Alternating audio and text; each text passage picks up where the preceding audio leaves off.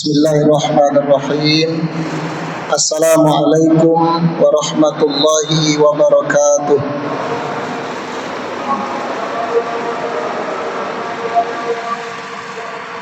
Alhamdulillahi rabbil alamin, alladzi ja'ala al-hayata ziyadatan lana fi kulli khair wa ja'ala al-mauta rahatan lana min kulli syarr. Asyhadu an la ilaha illallah wahdahu la syarika lah wa asyhadu anna Muhammadan abduhu wa rasuluhu la nabiyya ba'da amma ba'd. Saudara-saudaraku kaum muslimin dan kaum muslimat sidang jamaah salat zuhur yang dirahmati Allah Subhanahu wa taala. Tidak henti-hentinya kita menyampaikan dari mimbar ini kepada kaum muslimin dan kaum muslimat yang sudah ada niat untuk melaksanakan sholat zuhur secara berjamaah, maka segeralah masuk masjid, tetapi jangan pernah duduk kecuali setelah sholat 2 rakaat. Bagi saudara-saudaraku yang mulia yang sudah berada dalam masjid, mari tegakkan salat 2 rakaat sebagai salat tahiyatul masjid, sehingga setelah itu baru bisa kita istirahat sejenak untuk mendengarkan ulangan tausiah atau kuliah zuhur yang insyaallah dan kita sampaikan dalam waktu yang terbatas. Selagi kita bisa melaksanakan salat 2 rakaat, mari kita kerjakan, karena dalam satu riwayat diceritakan pernah Rasulullah Sallallahu Alaihi Wasallam bersama para sahabat melewati sebuah kubur. Maka pada waktu itu Rasulullah bertanya kepada sahabat, "Man sahib hadzal kubur?" Wahai sahabatku, siapa gerangan yang ada di dalam kubur ini? Faqalu, lalu sahabat berjawab, "Fulan ya Rasulullah." Si A ya Rasulullah, si Anu ya Rasulullah. Maka pada waktu itu Rasulullah sallallahu alaihi wasallam katakan, "Raka'atani ahabbu ila hadza min baqiyatid dunya." Kata Rasul, untuk kalian ketahui wahai sahabatku, bagi orang yang berada dalam kubur ini, 2 rakaat, solat 2 rakaat jauh lebih dia cintai daripada seluruh sisa-sisa dunia yang kalian miliki. Artinya kaum muslimin rahmati Allah Subhanahu wa taala, akan datang masanya bagi seseorang solat 2 rakaat lebih dia hargai, lebih dia inginkan, lebih menjadi hasratnya daripada mencapai dunia dan seisinya ini. Oleh karena itu, sepanjang kesempatan itu ada, mari kita melaksanakan solat, mari kita melaksanakan solat berjamaah, sehingga insyaAllah ini menjadi pundi-pundi kebaikan kita sebelum kita dipanggil oleh Allah Subhanahu wa ta'ala. Kaum muslimin yang rahmati Allah Subhanahu wa ta'ala, berdasarkan hadis Rasulullah sallallahu alaihi wasallam tersebut, maka pada waktu yang terbatas ini kembali kita review, kita ulangi apa saja yang menjadi cita-cita, atau lebih tepatnya angan-angan, karena cita-cita itu bisa dicapai, sementara angan-angan tidak bisa tercapai. Ternyata manusia setelah dipanggil oleh Allah Subhanahu wa taala dan dimasukkan dalam sebuah alam namanya alam barzakh, maka mereka semua itu memiliki angan-angan. Seperti yang katakan tadi, ada angan-angan yang ingin sholat 2 rakaat.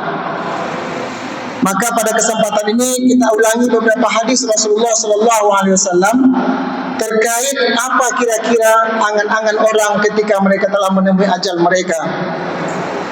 Kenapa dibacakan?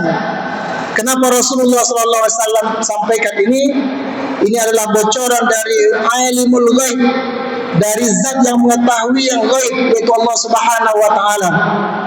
diberikan bocoran oleh Allah kepada Rasulullah untuk disampaikan kepada kita yang masih hidup terhadap sesuatu yang dialami oleh orang yang telah meninggal dunia, dan kita tidak bisa merasakannya kecuali dengan firman Allah dan hadis Rasulullah SAW.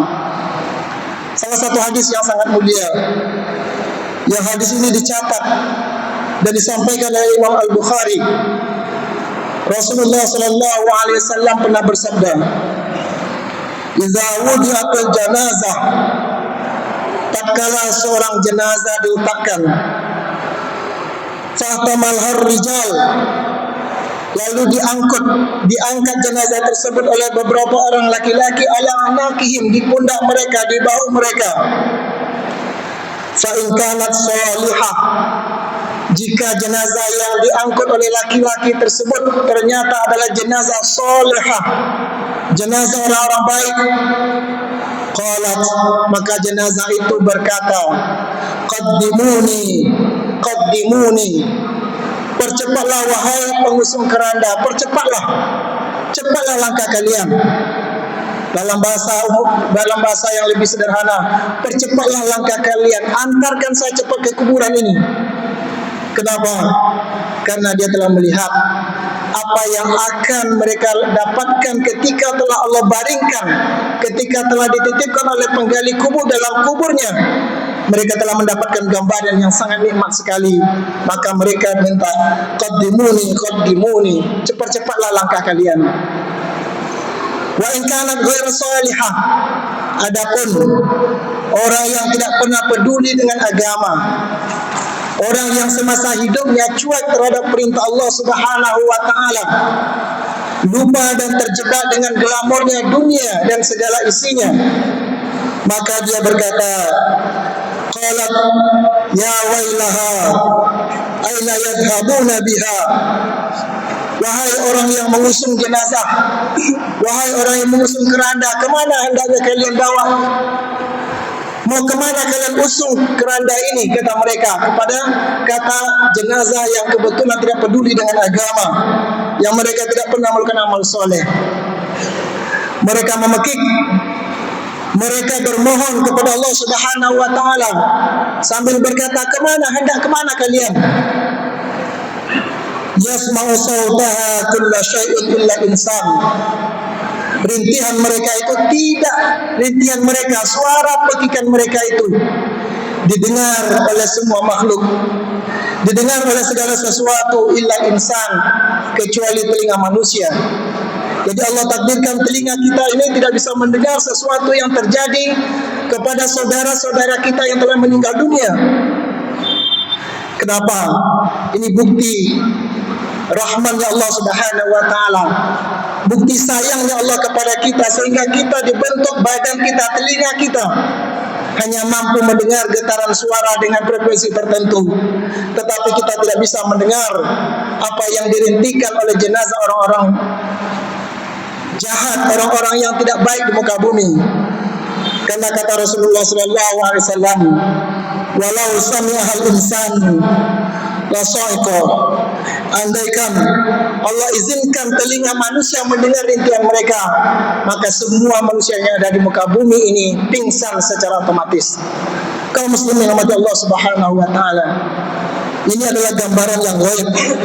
Kalau kita tidak percaya hari ini enggak masalah, tetapi ini dibocorkan langsung oleh Allah Subhanahu wa taala melalui Rasulullah SAW. Maka dari hadis ini tahu kita, orang yang telah meninggal dunia ada kalanya meminta dipercepat untuk diantar ke kuburnya. Kemudian ada lagi yang bermohon supaya tidak diantar ke kubur, karena mereka tahu apa yang telah disiksa, apa yang telah disiapkan oleh Allah Subhanahu wa taala terhadap siksa. Kemudian kaum muslimin rahmatullah Subhanahu wa taala, namun nanti suatu saat nanti, ketika orang-orang yang tidak peduli dengan agama, ketika azan mereka cuek, ketika disuruh jual beli dengan baik mereka lakukan secara menipu, ketika mereka Allah berikan amanah tapi mereka khianat, ketika Allah perintahkan berkata jujur tapi mereka bohong, maka suatu saat Allah berikan siksaan dalam kubur. Ketika mereka disiksa Allah Subhanahu wa taala dalam kubur, maka dibukalah kepada mereka monitor, dibukalah kepada mereka layar terhadap kehidupan yang jauh lebih dahsyat, yaitu neraka Allah Subhanahu wa taala. Maka kemarin pada waktu jenazahnya diusung, dia berkata, "Jangan bawa saya ke situ. Jangan bawa saya ke situ." Tetapi ketika Allah buka lagi tempat yang sangat menakutkan itu neraka, maka mereka berkata, "Ya Allah, kalau bisa siksa saja saya dalam kubur ini. Jangan bawa saya ke akhirat. Jangan engkau tegakkan kiamat. Jangan engkau jadikan hari kiamat." Sebab dengan ditegakkannya kiamat oleh Allah Subhanahu wa taala, maka orang yang sedang disiksa tersebut siksaannya jauh lebih dahsyat daripada apa yang dikuburnya. Ini adalah bocoran-bocoran yang Rasulullah SAW sampaikan kepada kita. Maka kaum muslimin dihormati Allah Subhanahu wa taala, itulah hal-hal yang akan terjadi kepada manusia. Namun ada juga kabar baik, ketika di antara kita hidup dengan baik, ada juga permintaan-permintaan yang sebenarnya hanya angan-angan tidak akan dikabulkan oleh Allah Subhanahu wa taala. Seperti permintaan orang yang Allah takdirkan meninggal atau mati syahid, maka mereka bercita-cita, andaikan lagi Allah berikan izin dia untuk ke dunia. Maka kata Rasulullah SAW yang dicatat oleh Imam Bukhari dan Imam Muslim, Rasulullah SAW bersabda, "Ma ahadun yadkhulul jannah," tidak seorang pun yang masuk surga, "yuhibbu an yarji'a ila dunya," yang mereka berkeinginan untuk dikembalikan ke dunia, "walahu ala ma fil ard," dan dia akan diberikan semua apa yang Allah adakan di muka bumi ini, min syai', dari semua kekayaannya. Maksudnya adalah tidak ada seorang pun yang masuk surga lalu diizinkan lagi ke mereka datang ke dunia untuk menguasai semua aset-aset, menguasai semua kekuasaan dunia ini, kecuali orang yang mati syahid. Kecuali orang yang mati syahid, mati terbunuh di jalan Allah Subhanahu wa taala. Lalu apa yang diinginkan oleh orang yang mati syahid? Ya tamanna ayarji'a ila dunya, mereka ingin kembali ke dunia. Fayuqtal, dan cita-cita mereka hanya satu, yaitu supaya kembali mereka dibunuh, kembali mereka mati syahid. Maka kata Rasulullah, asyara marrat, mereka ingin kembali ke dunia hanya untuk satu cita-cita, yaitu supaya mereka bisa mati syahid 10 kali. Kenapa mereka mau kembali ke dunia dan cita-cita hanya mati syahid? Lima yara minal karamah, hanya karena begitu mulianya, begitu nikmatnya yang Allah berikan kepada mereka yang membela agama Allah, lalu takdirkan mati syahid membela agama Allah. Ini adalah cita-cita orang baik, adalah cita-cita orang yang mati syahid, yang sesungguhnya Allah tidak akan kabulkan. Tetapi ini adalah gambaran bagi kita betapa orang-orang soleh suatu saat bila ingin datang ke dunia, dan kedatangan mereka tidak lain adalah untuk menambah amal soleh. Kaum muslimin yang dirahmati Allah Subhanahu wa taala, lalu bagaimana dan apalagi cita-cita orang meninggal? Maka dalam salah satu firman Allah Subhanahu wa taala disebutkan cita-cita orang telah meninggal dunia tidak lain adalah supaya mereka diakhirkan kematian mereka, supaya mereka diberi kesempatan untuk bersedekah. Rupanya kaum muslimin yang berbahagia, kalau diberikan pilihan kepada orang yang telah meninggal, rupanya cita-cita mereka kalau Allah izinkan, fa saddaqa, mereka ingin bersedekah. Kenapa mereka pilih bersedekah? Karena dengan bersedekah satu kali lalu Allah matikan kembali dia, maka pahalanya akan bisa terus menerus dirasakan oleh dia. Kaum muslimin yang dirahmati Allah Subhanahu wa taala, yang berikutnya, apa yang diinginkan oleh orang-orang yang telah meninggal? Maka dalam hadis Rasul, dalam ayat yang lain Allah sebutkan mereka akan ingin farji'un a'mali la'alli a'malu salih, kembalikan saya ya Allah supaya saya bisa beramal soleh. Kaum muslimin yang dirahmati Allah Subhanahu wa taala, berdasarkan beberapa hadis tersebut, tahulah kita bahwa semua orang meninggal itu punya angan-angan. Orang baik punya angan-angan untuk ke dunia dan mereka ingin menambah kebaikan mereka. Dan orang-orang yang tidak peduli agama, orang bermaksiat, mereka juga berangan-angan datang ke dunia supaya diberi kesempatan sedikit untuk bisa melaksanakan kebaikan, bersedekah, menuntut ilmu, mengajarkan Quran dan lain-lain. Oleh karena itu kaum muslimin umat Allah Subhanahu wa taala, semoga hati kita dilembutkan oleh Allah untuk tunduk hati kita kepada agama ini, sehingga insyaallah kita meninggal dalam keadaan yang baik dan tidak ada cita-cita kembali dunia kecuali kita untuk mempertambah amal-amal kebaikan kita. Wallahu a'lam bishawab. Subhanakallahumma wa bihamdik asyhadu an la ilaha illa anta astaghfiruka wa atubu ilaik. Wassalamualaikum warahmatullahi wabarakatuh.